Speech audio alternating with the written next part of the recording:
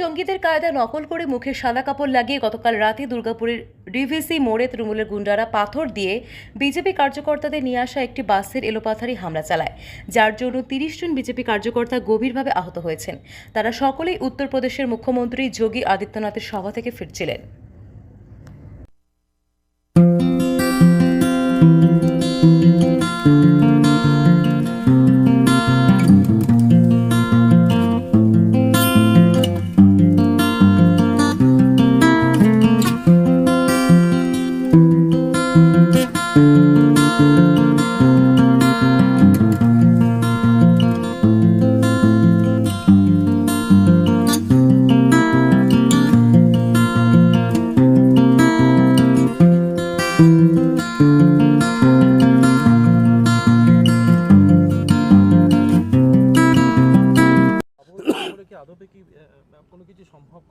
দেখুন, পশ্চিমবাংলার গলিতে গলিতে সন্দেশখালি, এটা আমরা শুধু বলছি না, প্রতিনিয়ত একই রকম খবর আসে।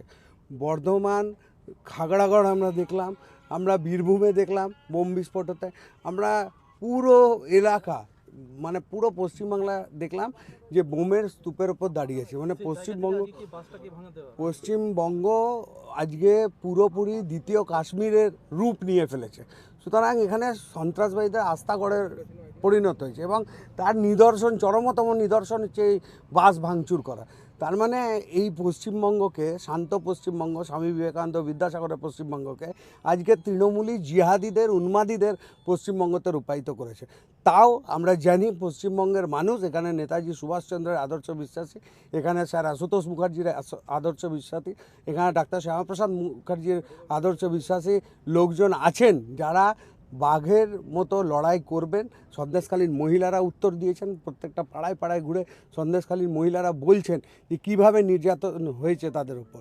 তো বাংলার মানুষ কিন্তু এদের ভোট বাক্সে উত্তর দেবে, এটা একদম নিশ্চিত আছে।